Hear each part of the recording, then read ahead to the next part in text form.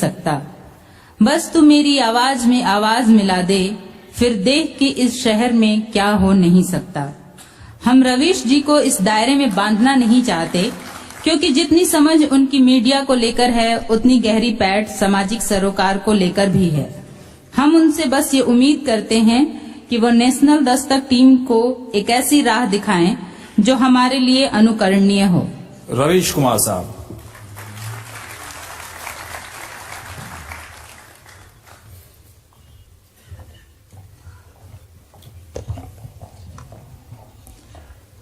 शुक्रिया आप सभी का जो मुझसे पहले बोल रहे थे। स्टालिन साहब, मैं भी जब यहां आ रहा था तो सोचा कि इस तरफ जितने लोग हैं शायद इतने होंगे। आधे रास्ते में सोचा कि इसके अलावा शायद यहां हैं उतने ही होंगे, लेकिन मैंने भी ये नहीं सोचा था कि इतने लोग होंगे। तो जब दरवाजे से झांका, देखा इतने लोग हैं, वो भी रविवार की दोपहर, तो मैं थोड़ा घबरा गया।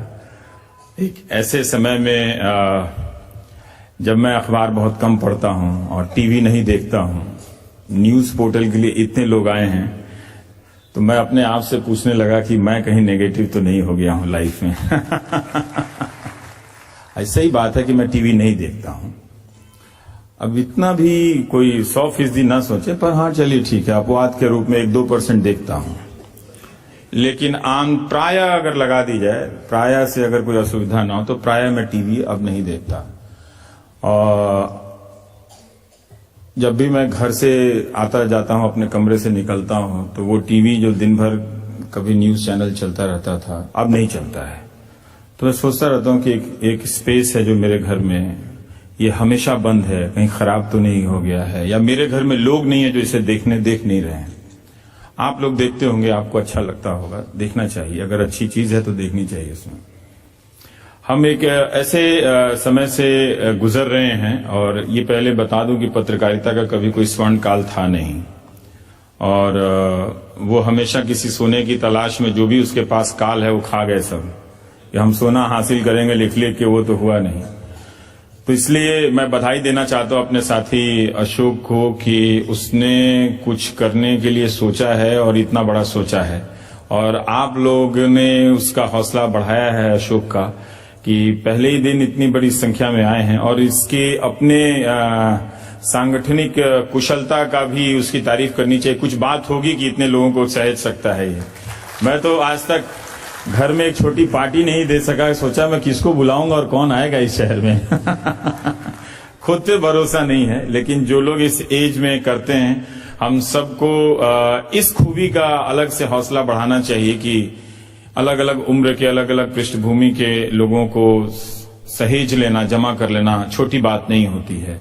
जरूर इसमें अशोक और उनकी टीम के जो लोगों ने काफी महीने लगाए होंगे, बहुत शौक से लगाए होंगे, तो उसका आदर करना चाहिए।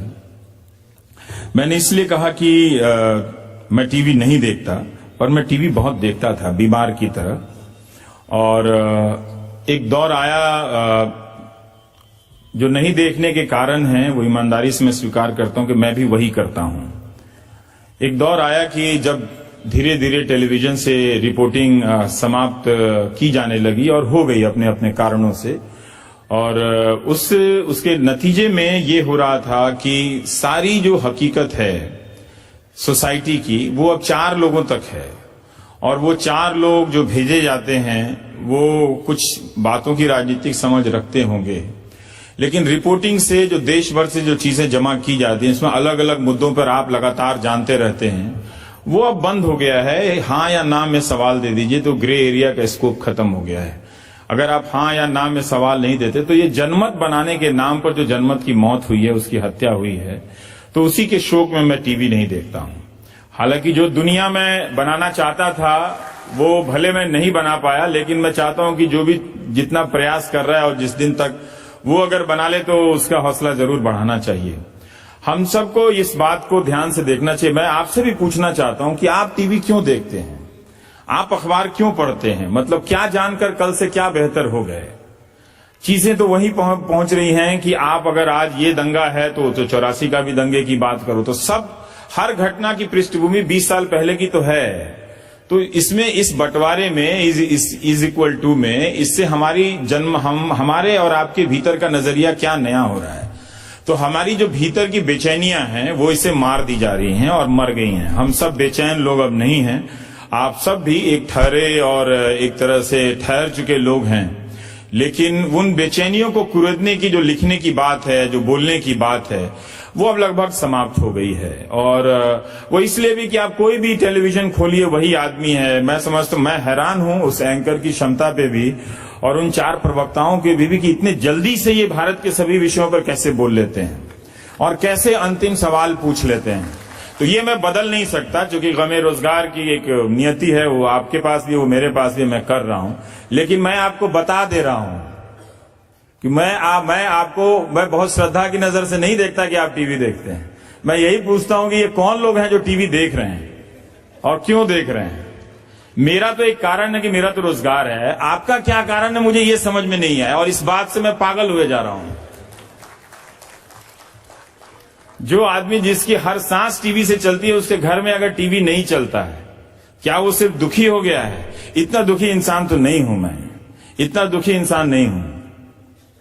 तो पत्रकारिता जो है वो एक प्रदर्शन का विकल्प बनकर रह गई है।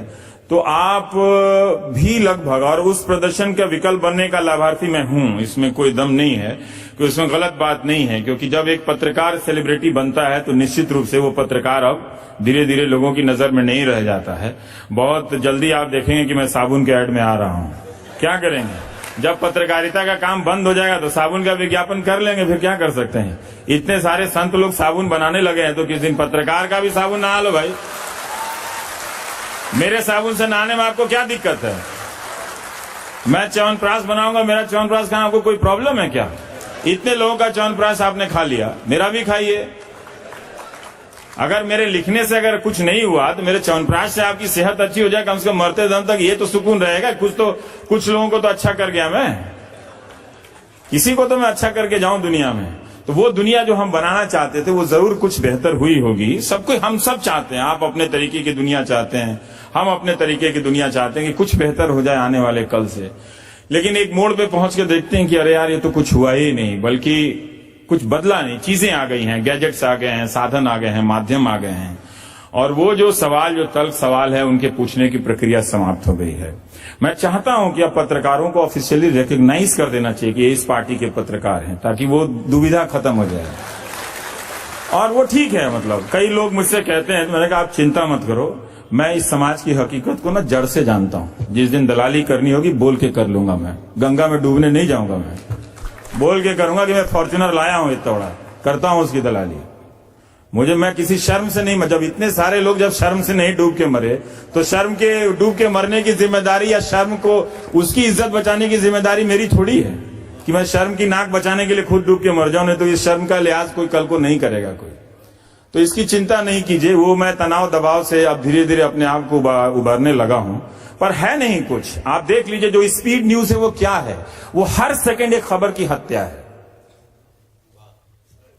हर सेकंड उस हत्या, एक खबर की हत्या का समाचार है, वो आप देख रहे, मैं नहीं देखता। मुझे तो मालूम नहीं अब टीवी में क्या होता है। आप जानते होंगे क्या होता है। मैंने सुना है लोग इस तरह की बातें करते, मैं तो देखता नहीं टीवी। मेरे दिन के किसी भी फालतू कार्यक्रम में अब टीवी देखने का अच्छा काम नहीं है मेरा। अब मैं उसके अलावा मैं कुछ और फालतू काम करता हूं। हर वक्त एक सवाल है, एक एंकर है जो कभी किसी पार्टी को लेकर बागी हो जाता है, कभी किसी आदमी को लेकर बागी हो जाता है, कभी किसी सवाल को लेकर बागी हो जाता है। और हम लगातार भूलते चले जा रहे हैं, खबरों से दूर हैं, उस हकीकत से दूर हैं। क्या ये नेशनल दस्तक उस रिपोर्टिंग को वापस ले आएगा? क्या एक डॉक्टर को बनने में, पढ़ने में उसको 10 साल लगता है एमबीबीएस। मेरा अपना मानना है कि एक रिपोर्टर को रिपोर्टर बनने में 10 साल लग जाते हैं। जब वो बहुत लोगों से मिल लेता है, बहुत इलाकों से घूम आता है, तब जाकर उसको पता चलती है ये बात की रिपोर्टिंग कैसे की जाती है। अब कोई चैनल उस अपने रिपोर्टर से नहीं जाना जाता। मैं जिस माध्यम से आता हूं मैं उसकी बात कर रहा हूं। देखने के माध्यम में गया तो वहां सारे लोग बोल रहे हैं, तो मैं क्या देखूं? मैं तो देखने के माध्यम में हूं ना। तो देखने के माध्यम में अगर सारे लोग बोल रहे हैं तो फिर रेडियो चला लीजिए, फिर टीवी क्यों है? 20-25 प्रकार के लोग हैं, वही हर तरह की समझ। अभी आपने बोला कोई नहीं है ट्राइबल इश्यू पे बोलने वाला, कोई नहीं है इस दिल्ली में, और सारी तकनीक बंद, दुकान ही बंद है। तो कोई अगर छत्तीसगढ़ से चिल्लाता भी रहे कि मैं बोल सकता हूं इस इश्यू पे, तो भाई आपके पास तो वो भी नहीं, आप रहिए वहीं पे। आपके जगह पे हम दिल्ली से किसी को ले आएंगे, वो बोलेगा ये हकीकत है। एक दर्शक के रूप में मैं हमेशा पूछता हूं कि मैं अभी सवाल को क्यों ढोता रहूंगा कि पत्रकारिता की जिम्मेदारी और उसके सवाल का जवाब पत्रकार दे। आप दीजिए, आप खरीदते हैं अखबार, आप दीजिए ना कि आप किस टाइप के दर्शक हैं, किस टाइप के पाठक हैं। अगर आपको ठीक लगता है तो इसका मतलब पत्रकारिता ठीक है, फिर उसमें प्रॉब्लम क्या है। हर समय तो हम नहीं देंगे ना। तो ये एक दर्शक को पूछना पड़ेगा कौन चाहता है, क्या आप चाहते हैं कि पत्रकारिता अच्छी हो, तो फिर आप इस बात के लिए आप मेरे लिए भी लड़ेंगे ना। क्या ऐसा थोड़ी होगा मुझे इस्तीफा देके हीरो नहीं बनना है। कहां कहां तक देते रहेंगे इस्तीफा। आपकी भी जिम्मेदारी है कि आप मेरी रक्षा तो कीजिए। आप वही अखबार खरीदे जा रहे हैं, वही टेलीविजन चैनल देखे जा रहे हैं, कहीं कुछ आप बदलने के लिए तैयार नहीं है, और हम इस भ्रम में बागी हुए जा रहे हैं कि हम आपको बदल रहे हैं। तो आप बदलेंगे नहीं। एक सवाल आपने पूछा स्टालिन साहब कि क्या कोई फर्क पड़ना चाहिए। मुझे लगता है कि अगर बातों से, घटनाओं से अगर फर्क नहीं पड़ता है तो आपको कम से कम पत्रकार तो नहीं होना चाहिए था। मैं दादरी गया था, और सही है कि हर घटना पे उतना आप विचलित नहीं होते हैं, हर बात पे उस तरह से विचलित नहीं होते हैं। लेकिन जब मैं वहां से लौट के आ रहा था तो उस रास्ते से लौटते हुए बादलपुर चला गया मैं। वहां जो अंबेडकर की मूर्तियां बनी हुई हैं, लगी हुई हैं, तो किसी के घर से खड़ा होकर देखने लगा मैं।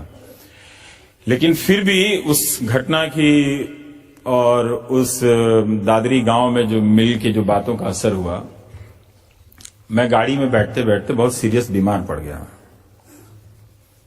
इतना बीमार पड़ा कि मैं ऑफिस नहीं गया। मुझे आमतौर पे मुझे पेट दर्द और उल्टी क्या चीज होती मुझे नहीं मालूम, इन सब का मुझे अनुभव नहीं है बिना च्यवनप्राश खाए। लेकिन मैं उल्टी हुई और घर जाकर मैं सोफे पे लेट गया। मुझे लगा कि सबसे बीमार आदमी मैं ही हूं। मैं ऑफिस नहीं गया। उसके बाद से मेरे कई दोस्त मुझे फोन करके डांटने लगे कि तुमने कोई ठेका ले रखा है। मैंने कोई ठेका नहीं ले रखा। वहां 50 लोग मेरे अलावा और भी गए थे, और वो लोग भी रिपोर्टिंग कर रहे थे। मैं भी अपने आज के दिन के लिए रिपोर्टिंग करने के लिए गया था कि मुझे वो बहस नहीं करनी थी। लेकिन अगर आप अपने समाज के भीतर की असहिष्णुता को देखकर विचलित नहीं होते हैं, उससे प्रभावित नहीं होते हैं, इसका मतलब आप में कुछ गड़बड़ी है। आप कम से कम योगा तो जरूर कर लीजिए आप, और अगर कुछ नहीं कर सकते हैं तो आप में कुछ तो कमियां हैं। आपके पास सोशल मीडिया है, ट्विटर है, आप सहिष्णुता असहिष्णुता का जितना मजाक उड़ाना चाहते हैं उड़ा लीजिए। ये जो समूह बनाते हैं लोग मजाक उड़ाने वाले में से, उसी में से एक दिन आपको जब निजी तकलीफ होगी ना, तो वो लोग वैसे ही हंसेंगे और आप अकेले पड़ जाएंगे। ऐसे मैंने देखा है। तो ये जो नजरिया बनता है उसमें शामिल मत होइए। आपके पास बहुत ताकत है सहिष्णुता असहिष्णुता को लेकर मजाक उड़ाने की, खूब उड़ाइए।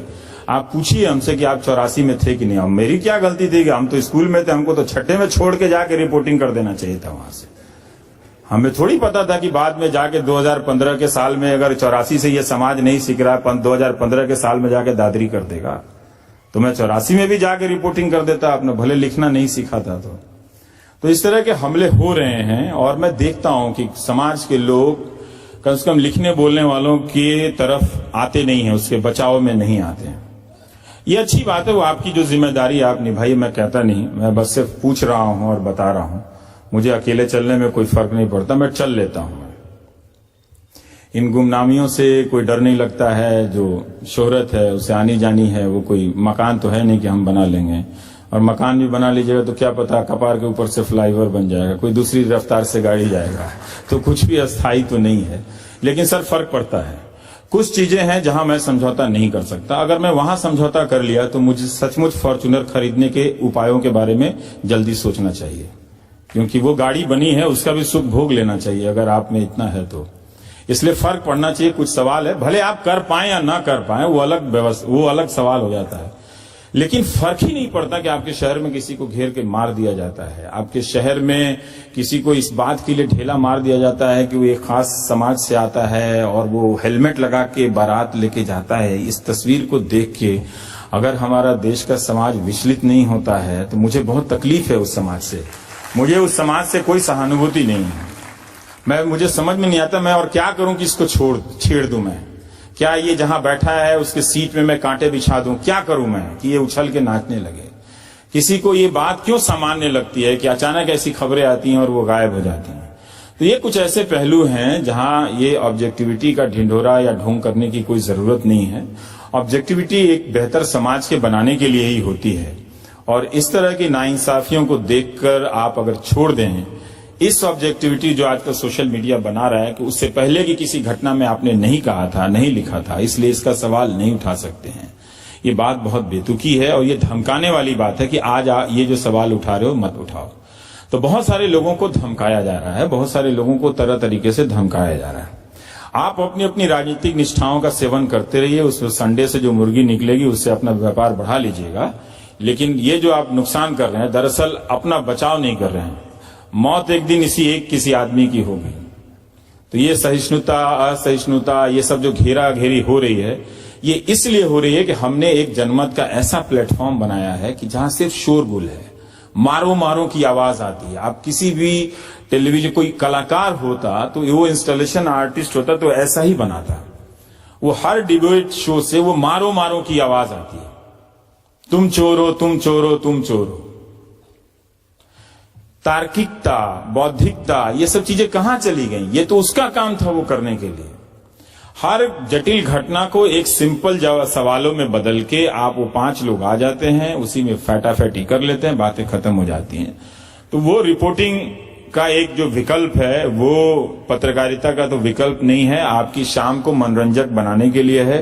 अभी मैं कहीं था तो एक महिला ने कहा कि नाइट टाइम टेलीविजन में अगर फाइट नहीं होता है तो otherwise I would be feeding my kids.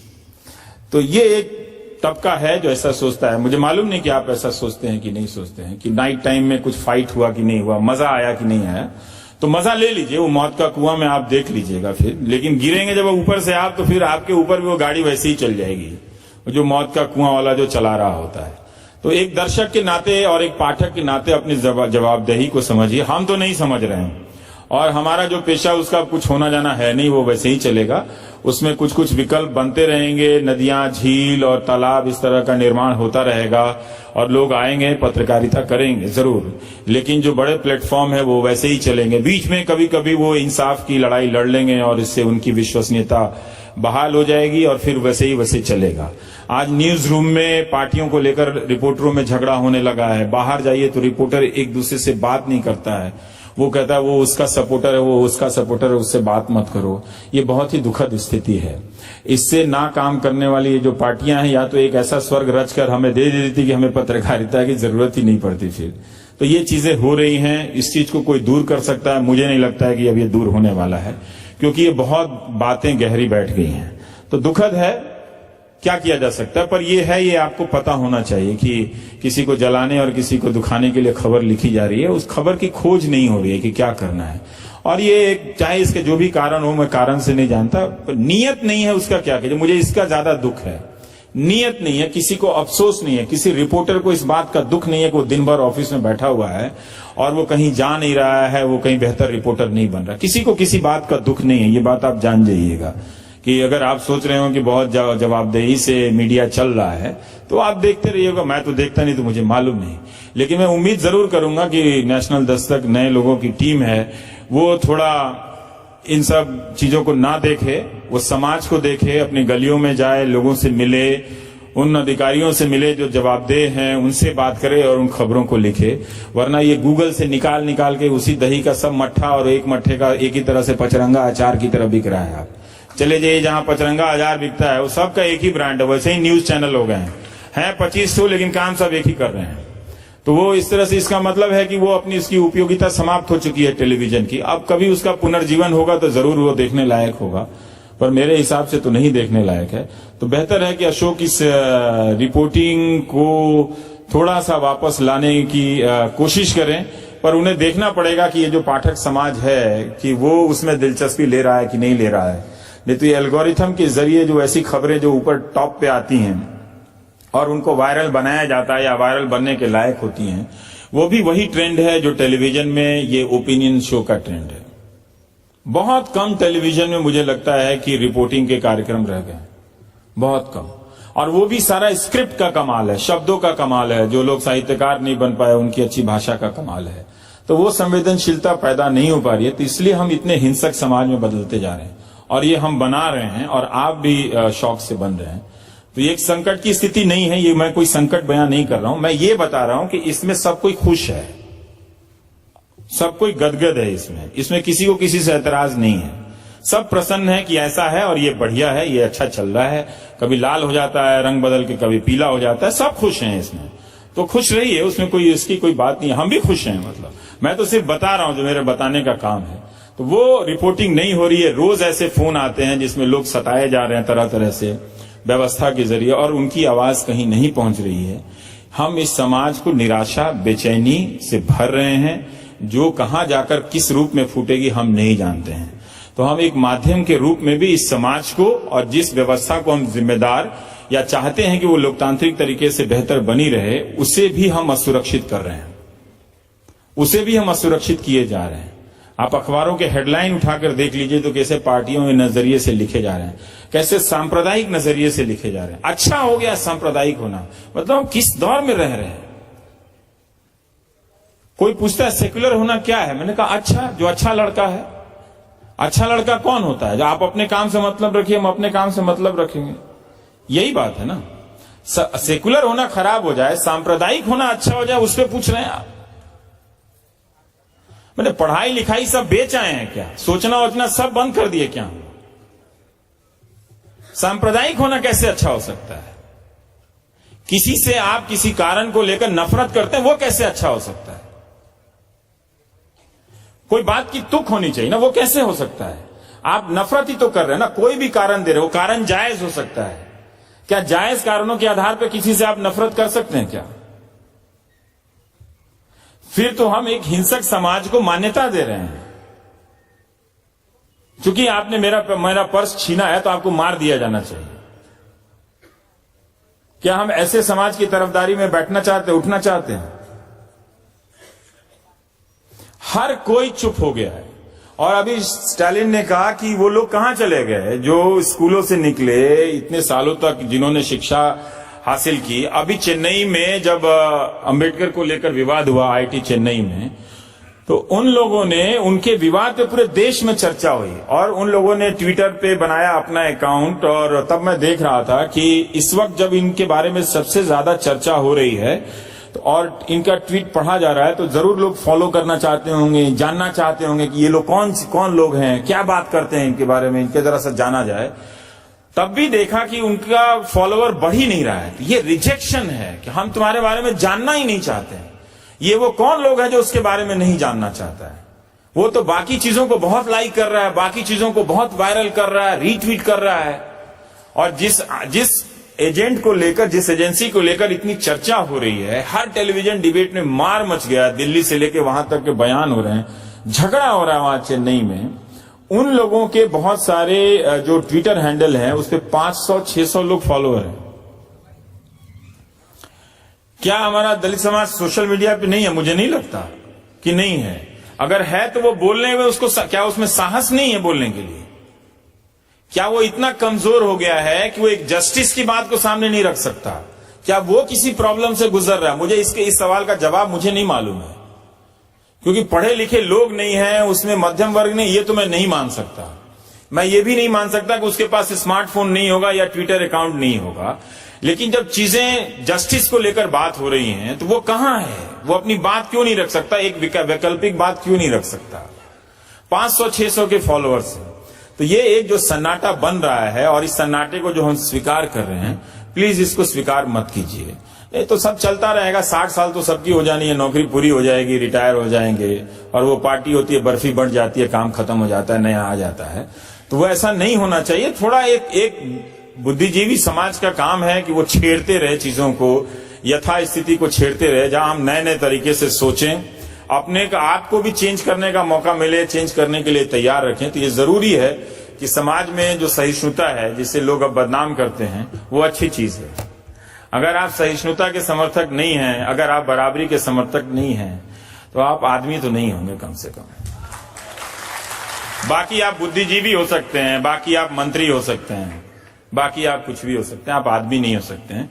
तो बहुत बहुत बधाई अशोक आपको। मैंने सोचा नहीं था कि आप इतना मन से तैयार कर रहे हैं, लेकिन अच्छा बड़ा ख्वाब है। हम चाहेंगे कि ये कभी टूटे नहीं और ये कारवां जो आप शुरू कर रहे हैं ये चल निकले, और किसी तरीके से आप लोग भी चलाने में मदद कीजिए और थोड़ा थोड़ा अपनी जड़ता से आगे निकलिए। मुझे जड़ लोग पसंद नहीं है, इसीलिए कहता हूं जड़ लोग पसंद नहीं है। उस जड़ता से आगे निकलिए और अशोक के लिए एक जोरदार ताली बजा दीजिए जरा सा। Thank you.